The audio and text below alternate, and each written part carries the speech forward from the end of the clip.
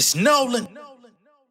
Now, before we get started, make sure y'all hitting that like button. Make sure y'all sharing it on your respective platforms. Let somebody know what we're doing today. Now, let's get into the show. Homie, I get around. You know my voice, know my face and sound. In my city, but I'll hardly be in town. Homie, I get around. I get around. I get around. I get around. Yeah, they love my songs, love my soul, love my style. You won't hear my name for a while. Homie, I get around. I get around. J Nolan. I get around. Let me talk to him.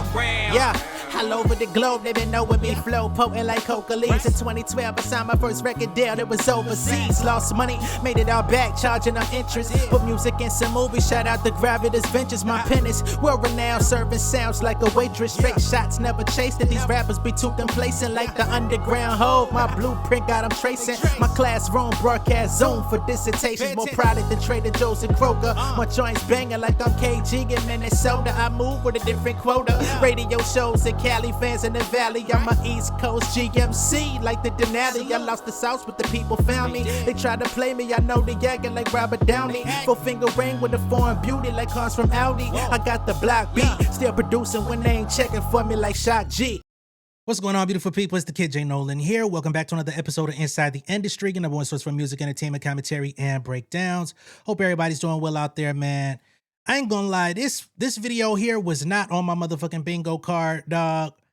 I was not expecting to be talking about no Michael Eric Dyson today, but apparently there's a video that's circulating where Michael Eric Dyson has a new interview where he's talking about the Kendrick and Drake battle, okay? Why he's talking about it, I don't know, but I do know that he is somebody who's talked about hip-hop at length for very many years. As a youngin', I actually, used to respect Michael Eric Dyson for his analysis of certain hip-hop topics, and he would, use lyrics from songs, and that would be like kind of his little shtick to like relate to young folks and kind of give like a sanitized or educational purview of hip-hop to mainstream America and stuff like that. But I definitely was not expecting him to come out and try to say that Kendrick was wrong for trying to de-black Drake with Not Like Us. That was not on my bingo card for the day. I'm flabbergasted, okay? I'm fucked up on that one. Like, he's wrong for trying to de-black Drake. These niggas were in a heated rap battle where it was no holds barred. Did you say Drake was wrong for talking about that man's woman, questioning the paternity of his child, claiming that one of his best friends is actually the father of his child? Was that an issue? What about when Drake introduced the whole "you rapping like you trying to get the slaves free, Mr. Black Academic"? Is that a critique that's gonna come up in the conversation as well?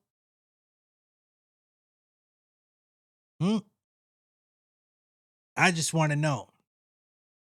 Nonetheless, let me go ahead and pull up the video before I just man, niggas will not let 2024 go. Let's pull it up, man. Shit.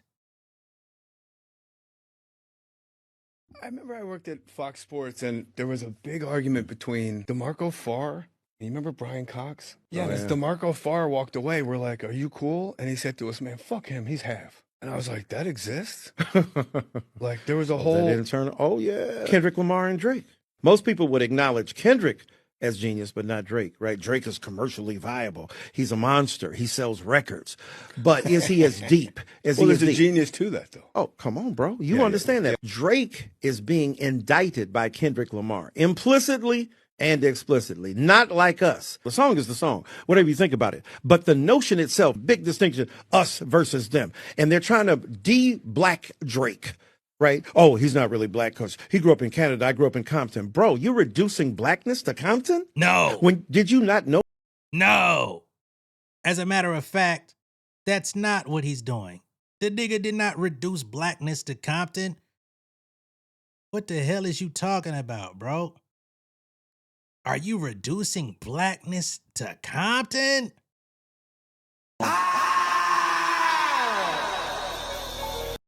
No, nigga. No. No. No. No.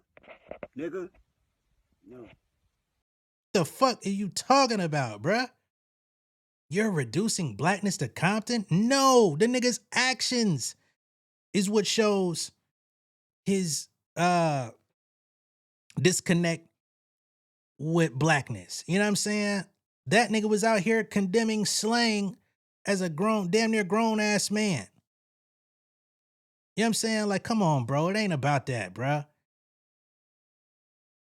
Nigga be disrespecting black women every motherfucking chance he get. Nigga, what are you talking about? But we gonna circle the block on this. But what the hell? It ain't about Canada, nigga.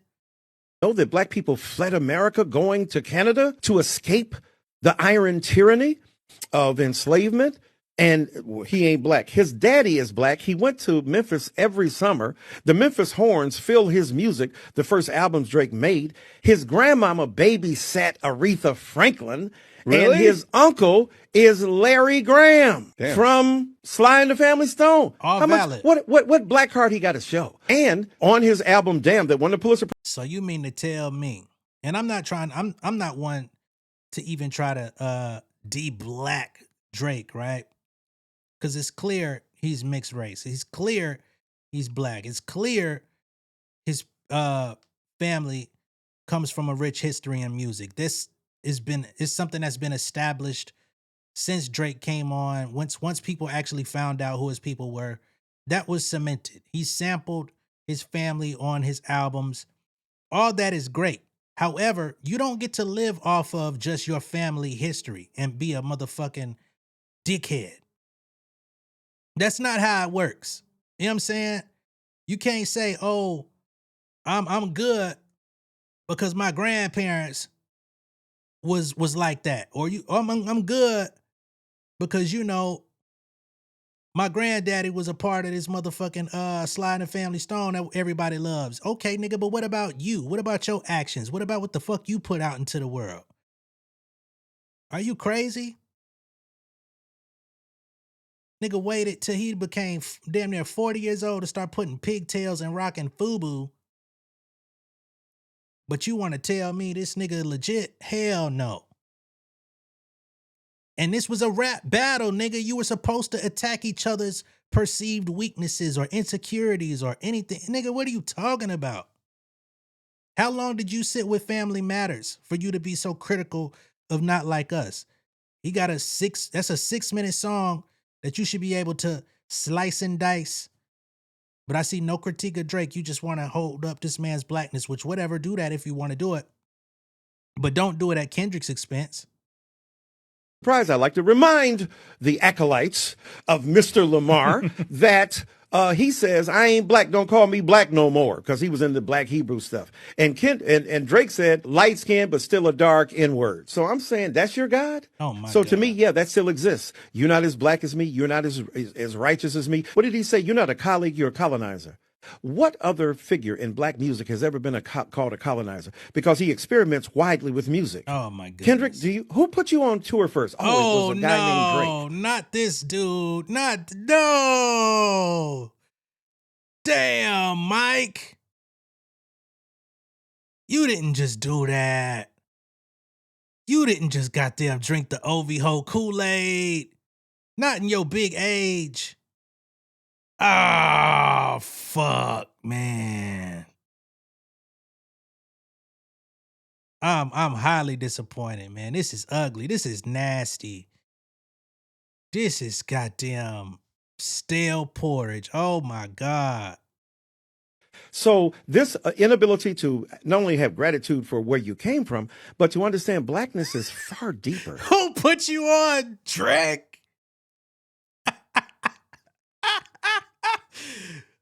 Fuck Dr. Dre. Fuck Interscope. Fuck Top Dog. Fuck Tech Nine. Who put you on? Dre.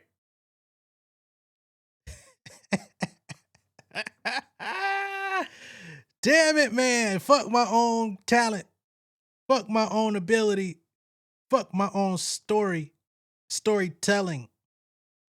Fuck the fact that I've been out here successful for 16 years without this nigga.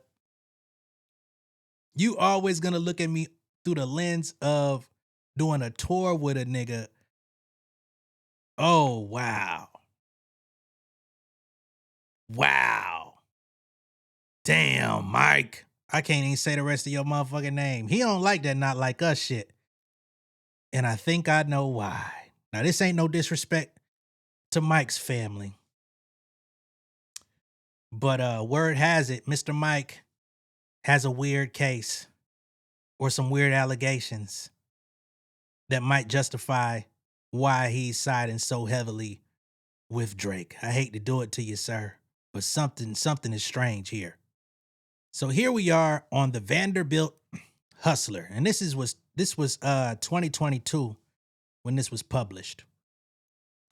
They say, according to the Voice article, a female student in one of Dyson's fall 2019 Georgetown classes said he repeatedly attempted to establish an off-campus relationship with her. The Voice reports that Dyson did not teach any classes at Georgetown in 2020. However, The Voice reported that the cause for this gap is unknown. Under 34 CFR 10644 CD, schools can place non-student employee respondents on administrative leave or remove them in the case of an emergency, while a Title IX grievance process ensues. Okay? So apparently, while these allegations were circulating in the next school year, they may have put them on leave. So they say here, the student alleged repeated private dinner invitations off campus, personal text messages, and incidents of unwanted physical touch and proximity, including invasions of personal space, and an instance of Dyson massaging the student in class, the article reads. When she offered to meet Dyson during office hours instead, according to the student, he insisted on private conversations outside an academic setting. Stony Brook University professor Crystal Fleming separately alleged to The Voice and publicly on Twitter that Dyson had sexually harassed her when she was a graduate student at Harvard University when he was a professor at the University of Pennsylvania. Dyson was a member of UPenn's faculty between 2002 and 2007. In an October 2017 Twitter thread, Fleming recounts that she allegedly met with Dyson to discuss her research. She posted that Dyson flirted with her during their in-person meetup and that his behavior was contemptible. Fleming said in an email to The Hustler that she was not interested in speaking further about this matter. I remember the feeling of disappointment and even shame as the realization of why he asked to meet dawned on me. It just blew my mind that a famous married professor would so brazenly proposition me, a grad student several decades his junior, and that he would use interest in my work as a pretense for making an unambiguous and unwanted sexual advance, Fleming's tweets read. His responses, though, made it clear that any career help he would have provided would have been conditioned on my sexual subordination. Okay, so he's got a couple students who are claiming that he was making sexual passes at them and would not like to meet on school grounds to talk about their academics, only in private settings. And this first woman said that she was unwanted, physically touched and in uncomfortable proximity, which would probably mean that he was, all up in her personal space, right? Too close. I don't know. There were some people that were protesting his hiring at Vanderbilt or his continuance at Vanderbilt or whatever. Looks like he's still there teaching. He's also a reverend, if I'm not mistaken, which is strange. But in 2024, there was some other stuff that came out about him. So here they say Michael Eric Dyson ranted against cancel culture during an appearance on The View where he was asked about flirty private messages he sent to Rep. Nancy Mace following an explosive clash between the two on CNN. Mace entered the messages from Dyson into the congressional record during a House oversight hearing. In the messages, Dyson told Mace the pair looked good together, but not to tell anybody. Married man, by the way. He also sent a kissy face emoji with this message. When Mace sent the laughing face emoji back, Dyson complimented Mace's gorgeousness. Okay? But that ain't the worst part of this. He was flirting or whatever, but check out how we got to this place of their flirtatious vibe or whatever he was sending in those texts. The direct messages were surprising to many as they followed a fiery clash between the two on CNN, where Dyson repeatedly accused Mace of mispronouncing Vice President Kamala Harris's name. Of course, this is prior to our new president. Dyson accused Mace of unintentionally taking part in the history and legacy of white disregard for the humanity of black people. Mace refused to change her pronunciation, accusing Dyson of trying to paint her as a racist. So while he was on air challenging her and basically all but calling her a racist, off air, he was sending her flirtatious text messages, talking about how great they would look together, despite her being an alleged racist.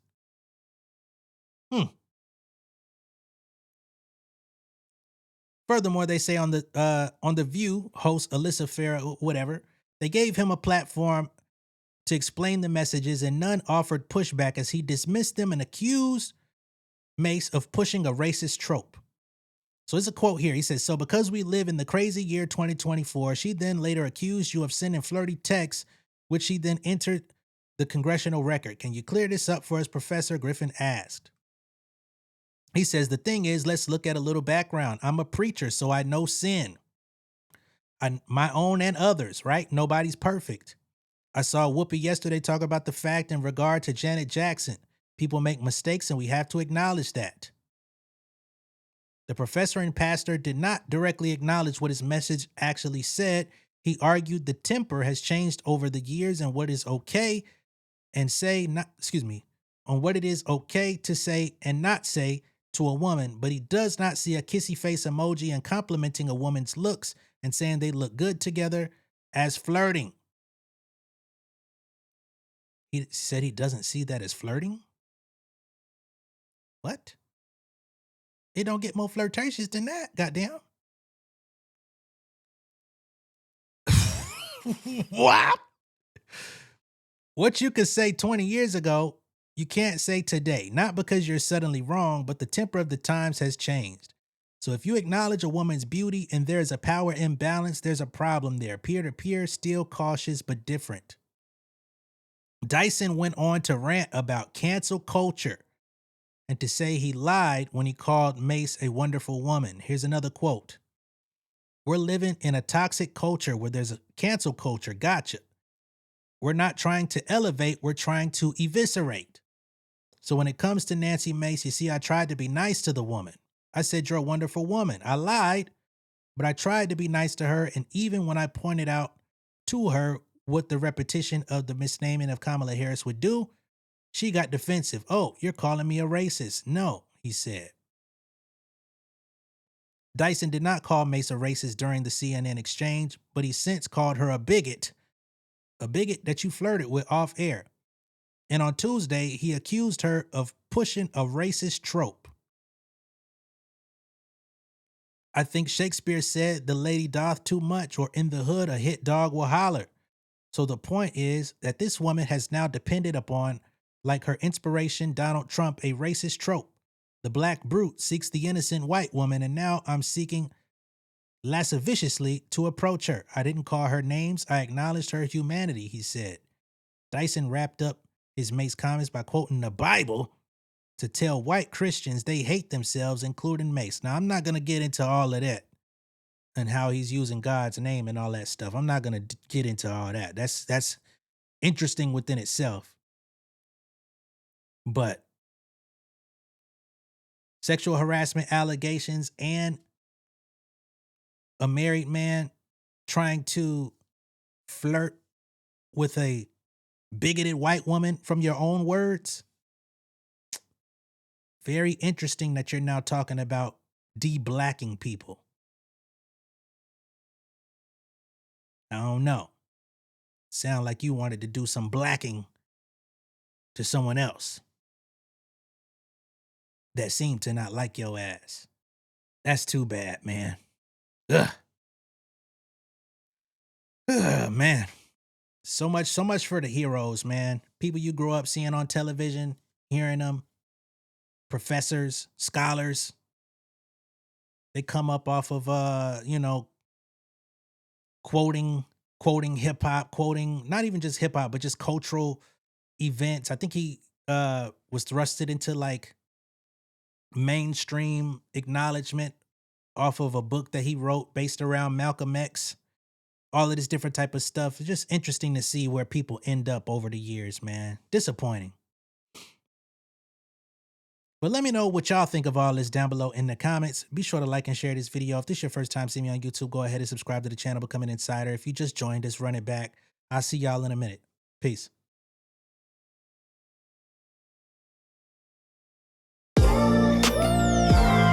Yeah, family over fame in this bitch, yeah.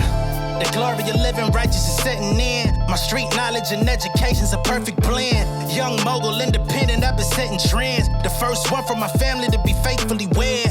Fuck niggas and the horses that they riding on. I see this shit from all angles like a polygon. I'm never politicking, the drama be piling on. Father and great son acknowledged like I'm Bobby Bonds. Conversation with my lady about the paper route. 5 sit bank accounts, every day I make it count. They down talking my commentary for hating now. Well, I can take it cause I'm bodying your favorite now, please. I can do this shit in my sleep. I been writing for these niggas, y'all read it and weep. I been fighting these niggas if you speak on the street. I turn your birthday party into New Year's Eve. Don't let me take it there. We ain't playing fair. This the ATL, Southside nigga moving furniture like Wayfair. Life on hold, no insurance for your healthcare. Lifeline gone, so you wanna be a millionaire? Well, let me tell you about this world I built. The women I dodged, the niggas that I read for filth. The sympathy